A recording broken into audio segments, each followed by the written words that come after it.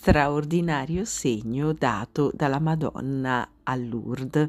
Salve a tutti carissimi, oggi voglio parlarvi di un segno che in questi giorni ha dato la Vergine Santissima a Lourdes, proprio quella cittadina della Francia in cui è apparsa a Santa Bernadette. Che cosa è successo? È successo che un sacerdote messicano, un tal padre Bernardo Monacada, si è recato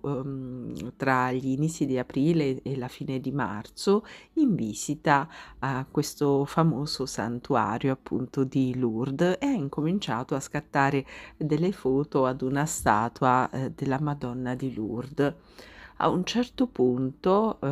nel guardare sul suo cellulare per vedere come gli erano venute le foto, ha notato che accanto alla statua della Vergine Santissima era apparsa la sagoma della Vergine Santa. E che cosa c'è da notare riguardo a queste immagini che tra poco vi mostrerò? Non è la prima volta che molti pellegrini in visita a Lourdes, scattando delle immagini alla statua della Vergine Santa di Lourdes, hanno notato vicino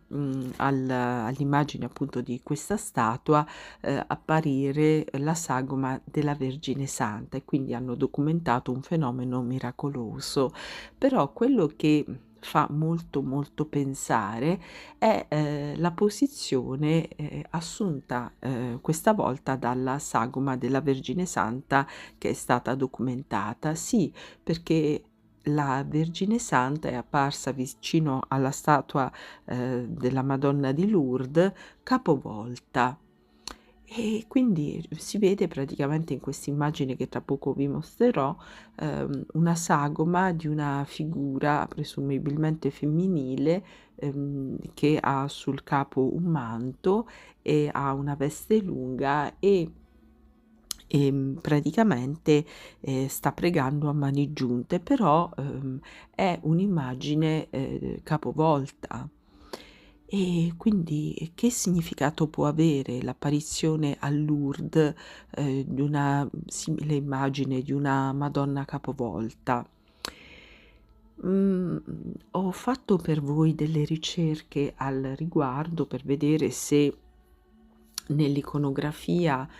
della rappresentazione della Vergine Santa esistono dei precedenti e ho trovato che in effetti, sono state trovate delle pitture, risalente insomma alla verso la fine dell'età medievale, della scuola di, Gentile da Fabriano, in cui praticamente, si è rappresentata, la Madonna collocata, a testa in giù, quindi ci sono delle rappresentazioni mariane di età, medievale che rappresentano la Madonna a testa in giù. Certo, in un primo momento, quando si sono trovate queste rappresentazioni, si è pensato ad un gesto poco carino, insomma, nei confronti della religione cattolica. Però, poi approfondendo gli studi su queste immagini di Madonne capovolte di epoca medievale, è potuto notare insomma che si tratta di immagini eseguite con grande cura, e che, sono state anche posizionate dove sono state ritrovate con molta cura. Sono immagini intatte, che, a giudicare poi dal fatto che siano state realizzate da, persone, piene di fede, le stesse che realizzano le immagini, insomma, che tutti un po' conosciamo delle Madonne di Gentile da Fabriano, eccetera, eccetera,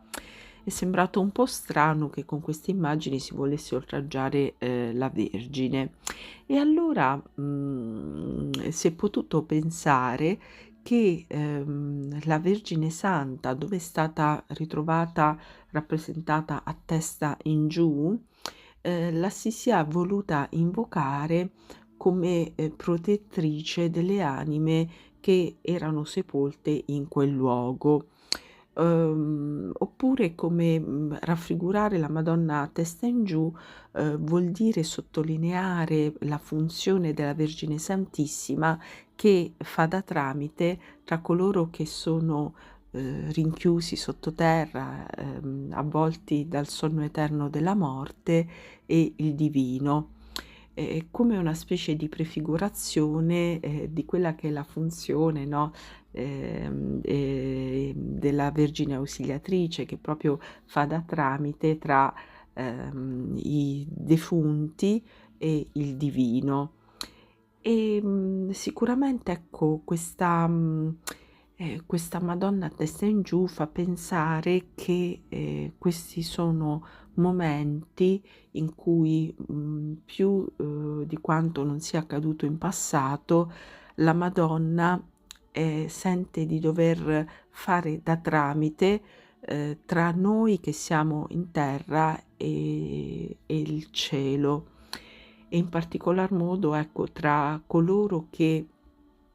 si trovano sottoterra in preda al sonno della morte e il cielo, o anche può stare a significare che, magari, non lo so, la Madonna ci sta per avvertire che sta per accadere qualcosa che provocherà, molte vittime e quindi, diciamo, ci sarà, mai come prima la necessità che ella faccia un po' da mediatrice tra, la terra e il cielo. E cari, bene, dopo aver ben analizzato, insomma avermi raccontato, di questa straordinario segno che la Vergine ha dato a Lourdes, non mi resta che lasciarvi alla meditazione di queste immagini e lasciarle alla vostra considerazione. A presto carissimi, santa giornata e santa preghiera.